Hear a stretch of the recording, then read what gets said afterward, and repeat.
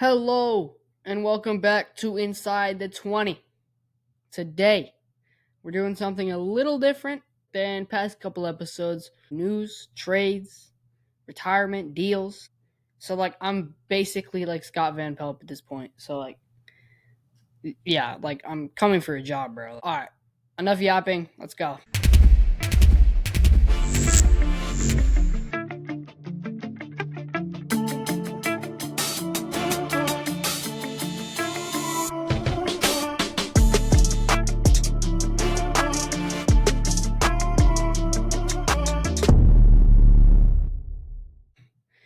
So, the first segment of the day. You know it had to include my Cincinnati Bengals. Obviously, it's on everybody's mind in the NFL, the Shamir Stewart situation. Okay. As of today, I'm recording this Sunday, July 20th, Shamir Stewart is the only first round pick still unsigned and absent from rookie camp or training camp. He skipped off-season workouts and even the final day of mini camp. Instead, he went and trained at Texas A&M. The Bengals inserted a new default clause that would allow voiding all future guarantees if Stewart defaults in any season broader than previous contracts. In contrast, past first-round picks like last year's Amarius Mims had voiding language that applied only to the specific season impacted. Stewart is projected to get a $10.4 million signing bonus, but his bonus structure reportedly offers less upfront than last year's 17th overall pick, Dallas Turner. Meanwhile, second-round pick Demetrius Knight received 75% of his bonus up front, a structure not yet offered to Stewart. For those who don't know, Demetrius Knight was the Bengals' second-round pick in 2025. The stalemate seems less about total money and more about the Bengals asserting power with their revised default clause. Critics accuse the team of using a take-it-or-leave-it approach, suggesting they're prioritizing leverage over getting Stewart on the field. This is a rare contract dispute for a rookie pick, compared in magnitude to Roquan Smith's 2018 holdout. Stewart has until Week 10 of the 2025 NFL season to sign. Otherwise, he could sit out and re-enter the draft or potentially pursue legal NCAA routes. A continued holdout risks delaying his NFL development and earnings, while also leaving the Bengals thin at the edge position. The Bengals could restructure the payment timing, offering 75% up front like they did with Knight, instead of the typical 50-50 split. This may modify their default clause to be season-specific, aligning with past player agreements. Moving on to the second segment.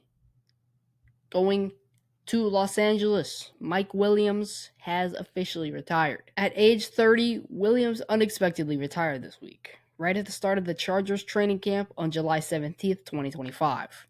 His agent, Tory Dandy, reportedly notified the team, and Williams was immediately placed on the physically unable to perform list before opting to retire. Williams was drafted 7th overall in 2017 from Clemson, primarily with the Chargers. Over 8 NFL seasons with the Chargers, Jets, and Steelers, he totaled 330 receptions for 5,104 yards and 32 touchdowns in 106 games. He was known for 2 1,000-yard seasons. He led the NFL with 20.4 yards per catch in 2019. Career was marred with injuries, though. He had back issues in 2017 and 2022, and a torn ACL in 2023. Just last year, he signed a one-year deal with the Jets in March, motivated by quarterback Aaron Rodgers, but underwhelmed with just 12 catches for 166 yards in 9 games. He was traded midseason to the Steelers, where he added 9 catches for 132 yards and a clutch touchdown. Then, a couple months ago, he re-signed with the Chargers in March on a $6 million one-year deal, but was placed on the PUP list in mid-July. The abrupt retirement seemed linked to his latest injuries and reluctance to continue rehab, choosing to step away instead. Justin Herbert and Derwin James expressed deep respect, calling the news heartbreaking and vowing to support Williams off the field.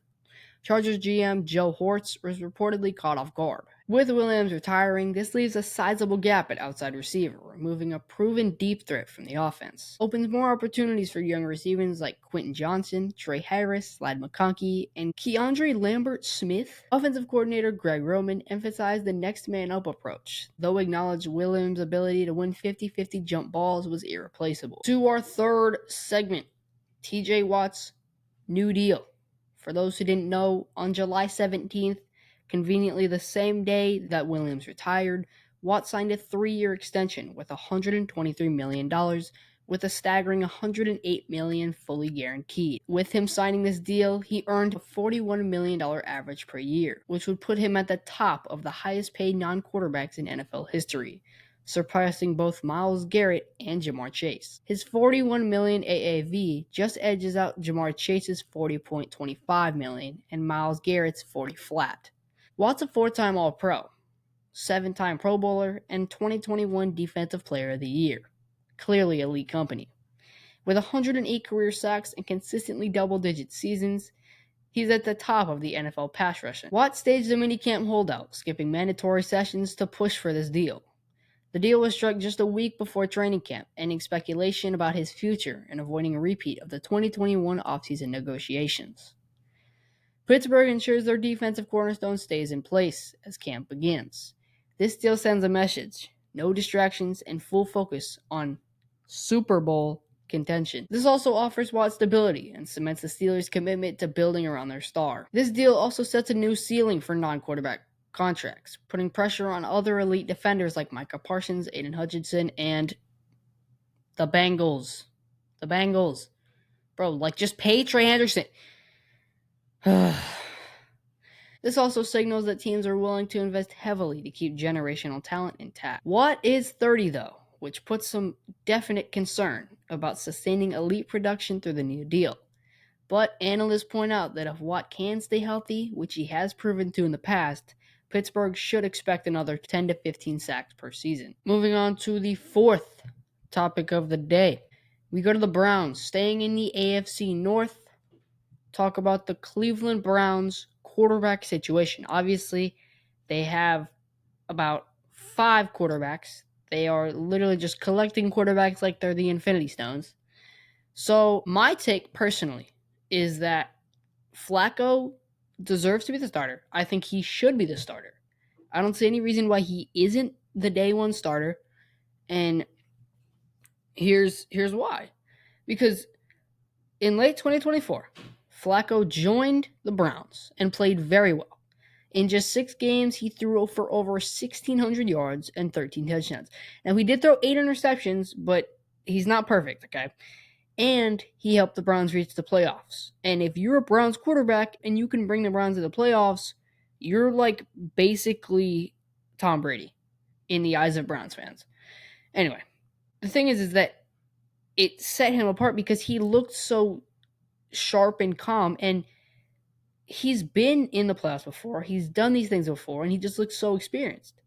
And that's exactly what the Browns needed of him. And so with that, I think his strong play really made the fans and coaches trust him, especially when he had been on a down couple of years for a very long time. And it was clear with that he could still lead a team.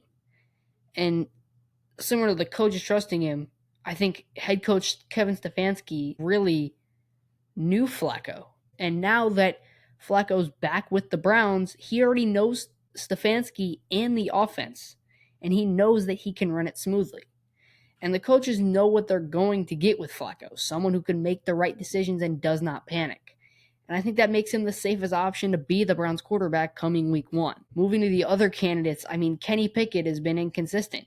Coming from Pitt, he had a couple moments in his rookie year, then went to the Eagles and didn't play at all. Okay, I want to throw up when I say this, but Kenny Pickett has a Super Bowl ring. But so far in his career, like I said, with the Steelers and Eagles and now with the Browns, he has not been consistent. And he's had accuracy problems.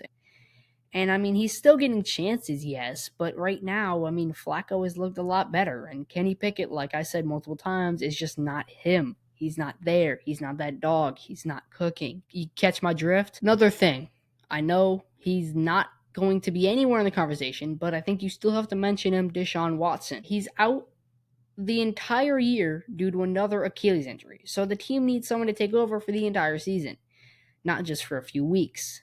And that puts even more pressure on the coaching staff and for the office to pick the right guy. And Flacco already did it last year, and so it makes sense to go with him again. And with Dylan Gabriel and Shedeur Sanders, what do you think? They're not ready yet. They're rookies. And I think with 2 young quarterbacks with a lot of potential they need time to learn. And I think with Flacco being the starter, I think that is a great way for them to be educated and for them to watch from a guy who's done this before, who's been in the league over a decade, and who has had playoff experience, who has led teams, and who has done all of these things. I think that is clear cut, bottom line. He's the most experienced, he has the most, intelligence out of all of them, most football IQ, all these things. He's just there. He's that guy. And I think that's why he's the clear starter for week 1. Convince me otherwise, go ahead, but you're not changing my mind. Moving to the AFC East, the New York Jets, and specifically Justin Fields, okay? With Aaron Rodgers now a Steeler, Justin Fields is the clear-cut starter for the New York Jets. And we all know what happened 3 years in Chicago. He struggled and missed time with injuries. And I think this is a big opportunity with Fields to finally show what he can do and prove himself as a full-time starter, okay? Fields is entering year 4 in the NFL, and teams are starting to judge him a little more than they used to with a rookie coming in with so much potential. And I think he needs to show real progress real fast because the NFL has little patience for quarterbacks who don't improve quickly. He had issues with accuracy, decision-making, and consistency, but he's still a strong athlete with a big arm and a lot of playmaking ability. And I think 100% the pressure is on for him to do something this year. Staying on the Jets, they have invested heavily around Fields, building a solid roster with extending Garrett Wilson, and of course the strong running game with Breece Hall. And I think the coaching staff is committed to helping him succeed with an offense tailored to his strengths. Another thing, Fields will be under a lot of pressure and the spotlight this season. The Jets are pushing to compete now. So if it's really all on Fields, okay? The Jets have the team, don't get me wrong.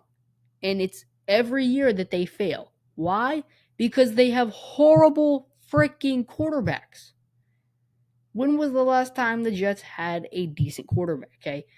You sell on Zach Wilson, you give about your entire team and basically the Statue of Liberty for freaking Aaron Rodgers, all for him to blow out his knee in the first week of 2023 and not be the same, okay?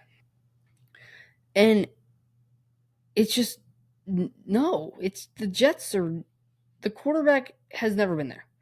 And Fields, once again, is in that situation as a New York Jet where he has to do something. If he doesn't do anything, then the team is going to go 6-11 and have another top 12 draft pick.